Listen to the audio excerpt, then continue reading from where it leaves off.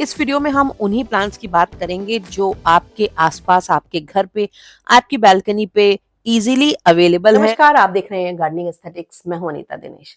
एक दिन एक बड़ा इंटरेस्टिंग सवाल किसी ने मुझसे पूछा कि आपने इतने प्लांट्स लगा रखे हैं, मच्छर आते होंगे तो डेंगू सीजन में, मलेरिया सीजन में तो बहुत डर होता होगा डेंगू और मलेरिया होने का। तो ये भी एक प्रोबेबिलिटी है, बिल्कुल वैसी ही जैसे कि बाय एयर ट्रैवल करते हैं तो फ्लाइट क्रैश होने की है, रोड पे चलते हैं तो रोड एक्सीडेंट होने की है।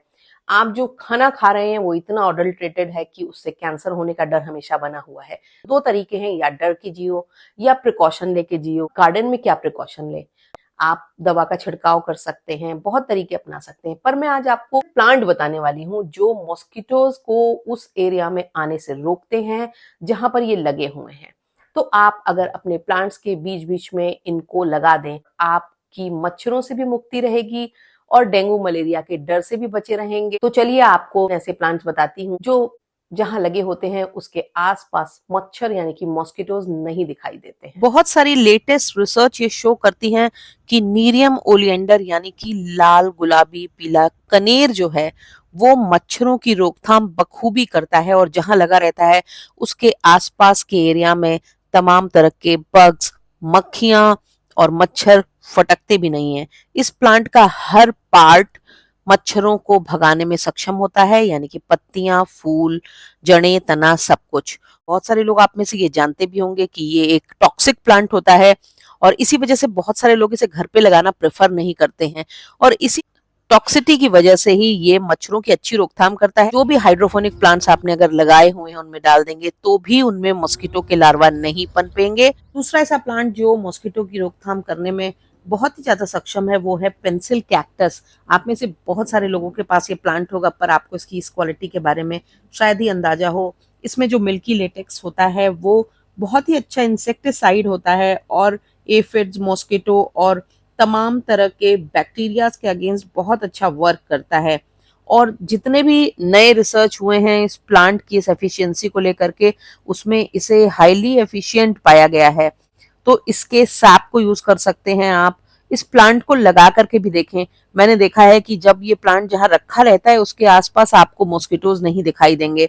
तीसरा प्लांट है अफ्रीकन मैरीगोल्ड या मैरीगोल्ड के तमाम जो वैरायटीज हैं उनसे भी अच्छे से बग्स की, एफिड्स की, मच्छरों की, मक्खियों की रोकथाम होती है। और तमाम रिसर्च ये बताते हैं कि अगर आपने अपने बैल्कनी में, गार्डन में कहीं पर भी मैरीगोल्ड के प्लांट लगा रखे हैं तो इनकी पत्तियों का चाहे आप सैप यूज करें, फूलों का सैप यूज करें या फिर इनको लगा भी दें और अगर अच्छे से ये प्लांट लगे हुए हैं तो आपके यहाँ किसी भी तरह का मॉस्किटो उस एरिया में दिखाई नहीं देंगे।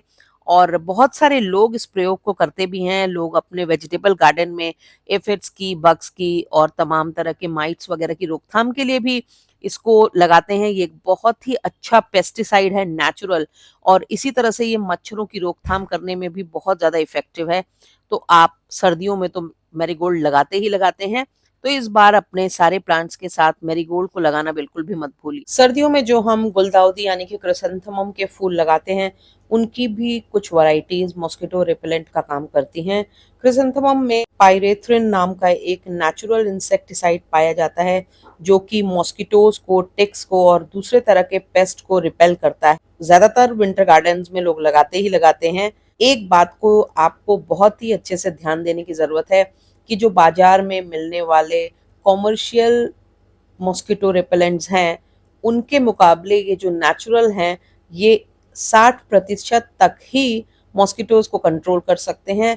उतने इफेक्टिव नहीं होते हैं जितने कि बाजार में मिलने वाले केमिकल मॉस्किटो रिपेलेंट्स होते हैं। हालांकि लेंटाना को हमारे यहाँ एक इन्वेजिव स्पीशीज माना जाता है, पर तंजानिया में हुई एक पायलट स्टडी में ये पाया गया कि लेंटाना के फूलों के पत्तियों की महक से घर के अंदर घुसने वाले मॉस्किटोज की संख्या में 50% तक कमी आती है। बहुत ही ज्यादा effective natural mosquito repellent plant. ये प्लांट अपने अंदर एक एरोमेटिक कंपाउंड रखता है जिसको कि सनलाइट जब होती है तो वो रिलीज करता है। मॉस्किटोज को ये दूर रखने में काफी ज्यादा हेल्प करता है। अपने आउटडोर के लिविंग एरिया में कुछ एक पॉट अगर लेंटाना को लगा करके रख दें तो फिर ये एक नेचुरल बैरियर बन जाता है और 27 से 42% तक ये प्रोटेक्शन प्रदान करने वाला मॉस्किटो रिपेलेंट है नेचुरल। कॉमन मिंट यानी पुदीना एक बहुत ही ज्यादा अच्छा नॉन टॉक्सिक ऑप्शन है मच्छरों को, फ्लाइज को और अपने से एंट्स को दूर रखने का। इसका जो पंजेंट अरोमा होता है मेंथॉल नाम के एक एक्टिव इंग्रेडिएंट की वजह से, जिसके कारण आसपास मच्छर नहीं फटकते हैं। कि पत्तियों को काट करके और पानी में भिगो करके एज अ स्प्रे यूज कर सकते हैं। इसकी स्ट्रॉन्ग सेंट से मॉस्किटो इससे दूर भागते हैं। छोटे प्लांटर्स में लगा करके अपने गार्डन में 3-4 जगहों पर अगर इसको रखेंगे तो उस एरिया में मच्छरों की संख्या में नियंत्रण रहेगा। बेसिल यानी कि तुलसी की तमाम प्रजातियां, चाहे वो इटालियन बेसिल हो, चाहे वो हमारी इंडियन तुलसी या बेसिल हो, ये सभी मच्छरों की संख्या को नियंत्रण करने में बहुत ज्यादा कारगर है। हालांकि लेमन बेसिल, सिनेमन बेसिल और पेरुवियन जो बेसिल होती है काफी ज्यादा इफेक्टिव होती है मॉस्किटोज के ऊपर, क्योंकि उनका जो अरोमा होता है वो काफी ज्यादा स्ट्रांग होता है। आप बेसिल की पत्तियों को एक स्प्रे बॉटल में डाल करके उसमें बॉइलिंग वाटर डाल दें। 30 मिनट बाद या 1 घंटे बाद उसको स्प्रे के तौर पर यूज करके मच्छरों को रिपेल कर सकते हैं। एक जमाने में तो माना जाता था कि लेवेंडर एक बहुत ही बढ़िया मॉस्किटो रिपेलेंट है, पर अब जो नई स्टडीज हुई हैं वो ये शो करती हैं कि इसका जो एसेंशियल ऑयल है वो बहुत लंबे समय तक नहीं रहता है और बहुत जल्दी उड़ जाता है, जिसकी वजह से ये एक लॉन्ग टर्म प्रोटेक्शन नहीं प्रोवाइड कर पाता है। ये रोजमेरी हर्ब की वुडी सेंट से भी बहुत सारे मॉस्किटोज और मोथ्स, फ्लाइज दूर रहते हैं, इसलिए इसको किचन गार्डन्स में भी बहुतायत में लगाया जाता है। लेमन ग्रास सबसे पॉपुलर हर्ब्स में से एक है, जिसको कि उसकी मॉस्किटो रिपेलेंट क्वालिटी की वजह से जाना जाता है। और लेमन ग्रास को लगा करके आप अपनी वाटर बॉडीज के आसपास भी मॉस्किटोज की संख्या को नियंत्रण में रख सकते हैं। एलियम फैमिली के तमाम बल्ब के जो एक्सट्रैक्ट होते हैं वो मॉस्किटो लार्वा को बढ़ने से रोकने में बहुत ज्यादा हेल्पफुल होते हैं। जो रिसर्चर्स हैं वो बताती हैं कि गार्लिक का जो एक्सट्रैक्ट है वो 90% तक मॉस्किटो के लार्वा को 8 घंटे तक अगर उसमें डाल दिया जाए तो वो मर जाते हैं। गार्लिक बेस्ड जो रिपेलेंट होते हैं वो बहुत ही लंबे समय तक आपको प्रोटेक्शन प्रदान करते हैं। जो ईटी जैसे सिंथेटिक रिपेलेंट्स यूज कर रहे हैं उनका जो इफेक्टिविटी का लेवल है वही लेवल गार्लिक से बने हुए मॉस्किटो रिपेलेंट्स का होता है। ये है अजरेटम। रिसेंट रिसर्च है वो ये बताती हैं कि बहुत ही ज्यादा इफेक्टिव नेचुरल मॉस्किटो रिपेलेंट है ये प्लांट। और इस प्लांट के फूल आपने अक्सर देखे होंगे खेतों के किनारे, शेविंग ब्रश के जैसे पर्पल कलर के छोटे छोटे फूल होते हैं। इसकी भी स्मेल की वजह से ये बहुत ही अच्छा नेचुरल मॉस्किटो रिपेलेंट होता है।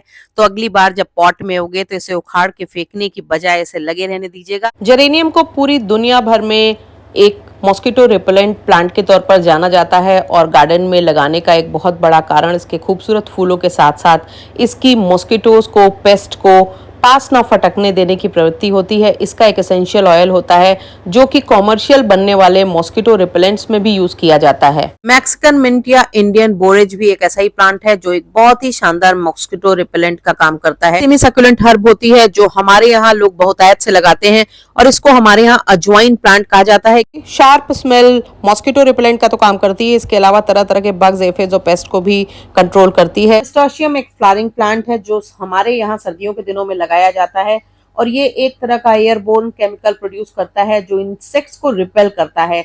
मॉस्किटोज से भी ज्यादा ये तरह तरह की फ्लाइज को, बग्स को, एफिड्स को और बहुत तरह के बीटल्स को कंट्रोल करने में हेल्पफुल होता है। यूरोपियन किचन गार्डन में इसको बहुत जगह दी जाती है।